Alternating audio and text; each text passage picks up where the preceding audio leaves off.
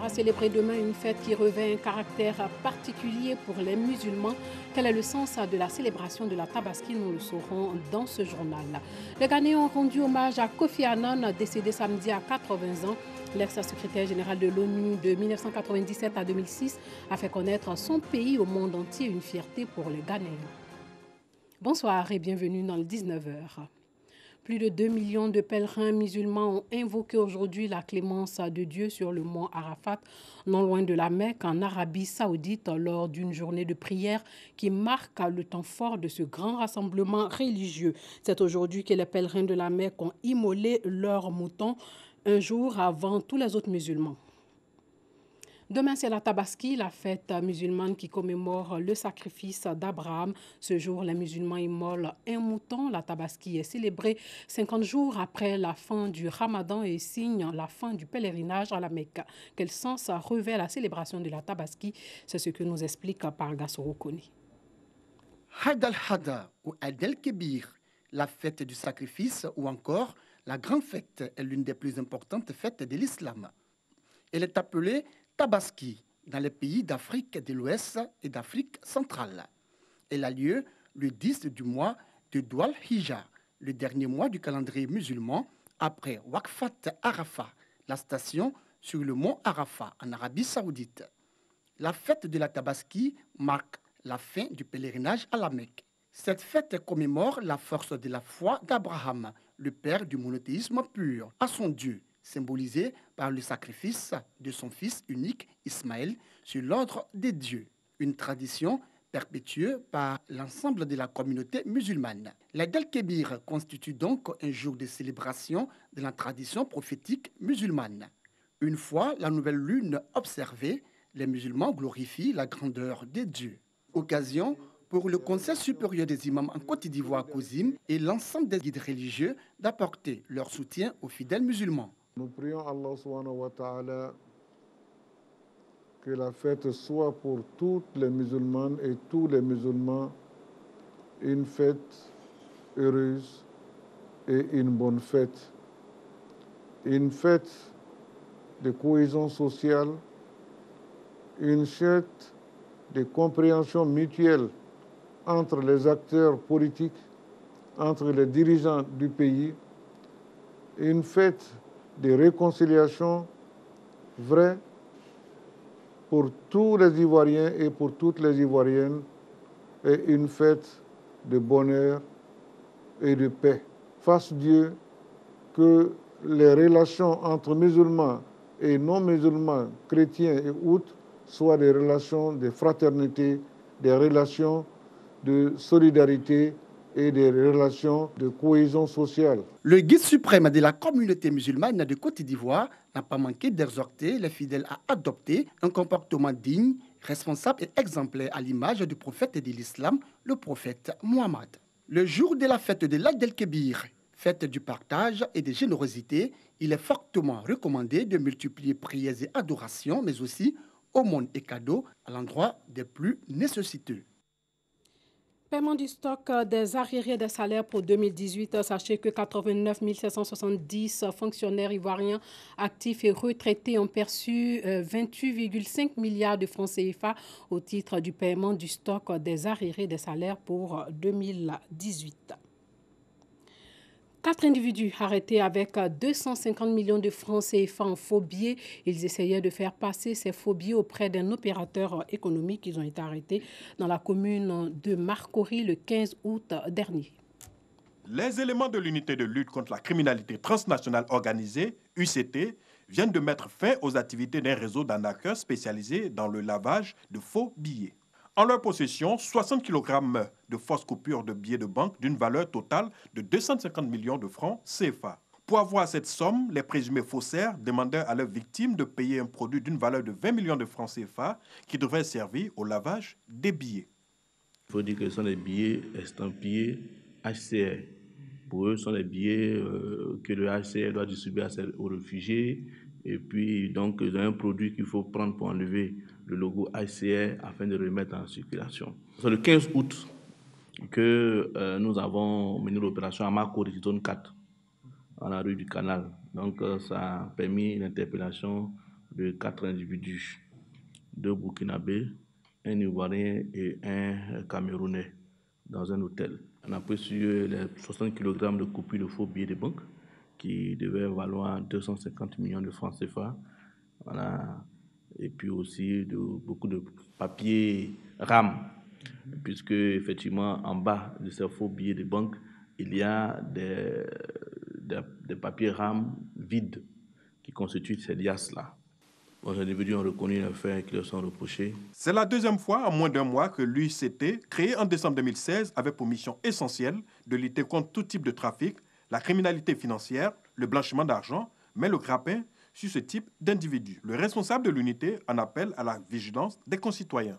Il y a lieu d'attirer l'attention de la population face à ce phénomène qui est grandissant. C'est vrai que la part du gain facile tente tout le monde, mais c'est vraiment quelque chose de très, très grave parce que les victimes, quelquefois, vont s'endetter ou bien vont détourner l'argent de leur entreprise, voilà, pour pouvoir venir faire ça. Et après, ça entraîne des faillites, puis voire même des suicides parce qu'ils sont dans l'engrenage de chercher de l'argent à tout champ. Voilà. Donc en gros, ainsi, en fait, cette opération importante qui a été menée par notre unité. Le tissage de pagne traditionnel au cœur des traditions du peuple baoulé, essentiellement à base de coton, il constitue l'activité principale dans de nombreux villages du centre du pays. Dans le village de Beau-Mizambo, dans le département de Tiébissou, les tisserands font des merveilles. L'intérêt pour le tissage du pagne baoulé pourrait participer à l'augmentation du taux de transformation locale du coton. Le reportage de Charles Tatou.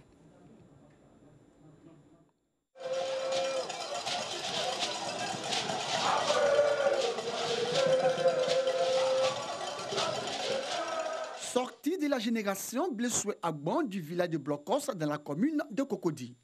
Une célébration qui marque la maturité des jeunes de ce village.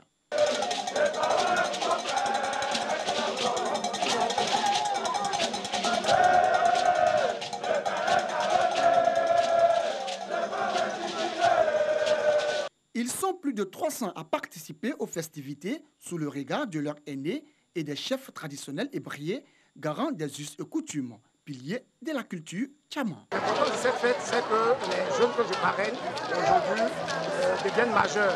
Donc ils font leur première sortie dans l'intention de gérer le village dans 20 ans. Donc ils seront reconnus par le village, la raison pour laquelle ils font leur première sortie aujourd'hui. Aux côtés de ces jeunes guerriers, les femmes, elles les accompagnent tout au long de ce rite. Tous ceux qui sont nés dans un espace de temps de 15 ans au moins font partie d'une génération. Cette organisation prend en compte les deux sexes, hommes et femmes. Nous, les femmes, aujourd'hui, nous sommes là pour aider ces jeunes hommes dans la gestion du pouvoir, dans l'avancée de ce village. Non loin de là, un groupe de femmes prépare le foutou que vont manger les guerriers après la fête. Le village de Blocos attend ces deux guerriers de la génération Blessoué Agban. Ils sont là, en pleine préparation, car pour aller à la guerre, il faut être préparé.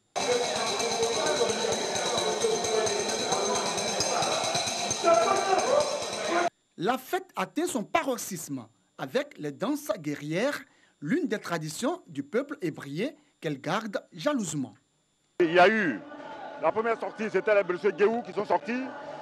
La deuxième sortie, c'était les Blessoué Dogba. La troisième sortie, c'est les Blessoué Agban qui sortent maintenant.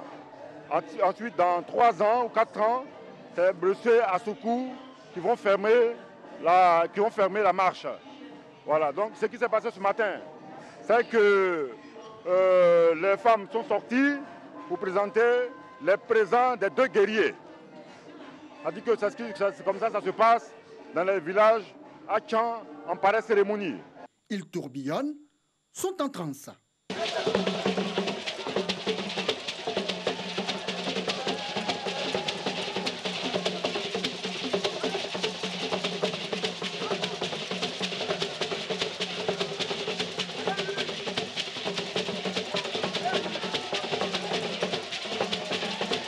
Les générations d'habitants sont l'une des structures fondamentales de la société à Tchan.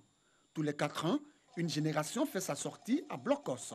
Les Hébriers sont regroupés principalement à Abidjan, dans le sud de la Côte d'Ivoire. Initialement appelés Tchaman ou peuple Atchan, ce qui signifie ceux qui ont été choisis, les élus.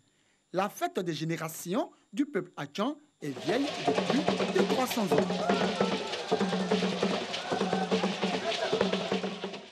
C'était le reportage sur la génération blessée à Ban du village de Blocos dans la commune de Cocody qui a fait sa sortie samedi, une célébration ponctuée par des danses traditionnelles et guerrières. L'UEFA a dévoilé aujourd'hui les noms des 3 finalistes pour le prix du meilleur joueur européen de l'année. Il s'agit de Cristiano Ronaldo, Luka Modric et Mohamed Salah. L'UEFA dévoilera l'identité du lauréat jeudi 30 août prochain à Monaco en marge du tirage au sort des phases de groupe de la Ligue des Champions. Muriel Aouré et Talou se sont qualifiés pour la grande finale de la Diamond League 2018 lors de la 12e étape qualificative de compétition à Birmingham en Grande-Bretagne. Les finales se dérouleront les 29 et 31 août prochains en Suisse et à Bruxelles en Belgique. Le reportage de Aude Alubé. Seule Ivoirienne en lice pour cette dernière journée qualificative de Birmingham et logée au couloir numéro 2, Marie-Josée Talou a fait pâle figure à la finale du 200 mètres en terminant sa course à la 7e place avec son plus faible chrono de la saison, 22,88. Classée 4e au tableau général du 200 mètres avec ses 25 points, glanés sur les 5 meetings disputés pour cette épreuve, Talou est qualifiée pour la grande finale du 200 mètres prévue du 30 au 31 août prochain à Bruxelles. Sont également qualifiés pour cette finale les athlètes Sherika Jackson de la Jamaïque, Jenna Brandini des États-Unis, Shona Miller-Uibo des Bahamas ainsi que la Britannique Dina H. Smith, l'Américaine Gabrielle Thomas et la Néerlandaise Daphne Schippers. Première au classement général du 100 mètres avec 37 points, l'Ivoirienne Muriel Aouré sera au départ de la grande finale de cette épreuve qui se déroulera du 29 au 30 août en Suisse. Pour cette finale, Muriel Aouré affrontera sa compatriote Marie-Josée Talou, la Jamaïcaine Hélène Thompson, la Nigériane Blessing Okabare, Dina H. Smith de la Grande-Bretagne et Daphne Schippers des Pays-Bas.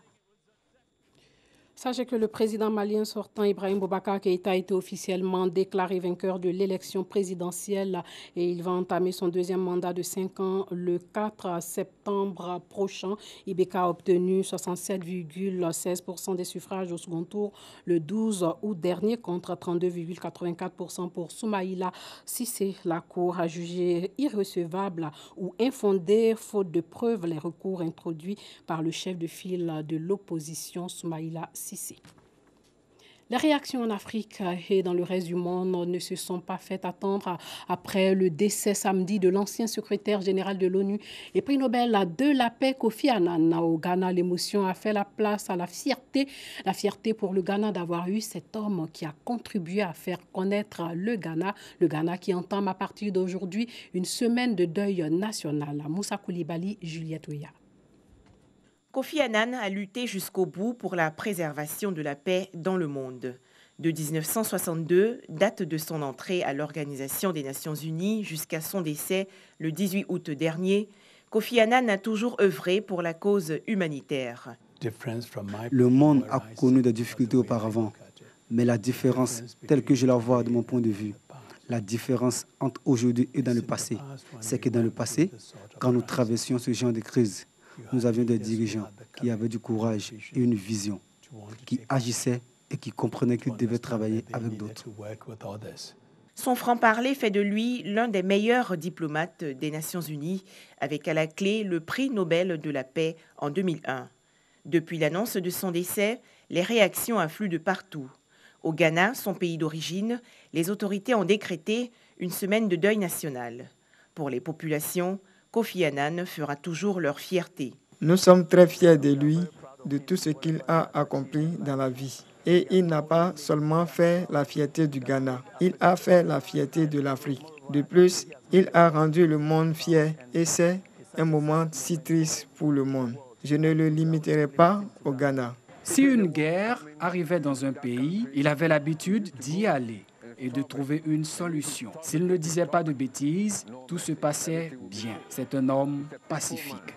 7e secrétaire général de l'Organisation des Nations Unies, De 1997 à 2006, Kofi Annan a été le premier et unique Africain de la zone subsaharienne à ce jour à diriger l'ONU. Son parcours suscite chez de nombreux Ghanéens l'inspiration et l'espoir. Vous savez, quand un homme noir d'Afrique peut occuper une telle position, cela signifie que ce type est un homme célèbre, un homme fort. À Genève, en Suisse, les drapeaux des Nations Unies sont en berne pour honorer la mémoire de l'ancien secrétaire général Kofi Annan, décédé le 18 août dernier à l'âge de 80 ans. Voilà, c'est la fin de cette édition. Merci de nous avoir suivis. Portez-vous bien.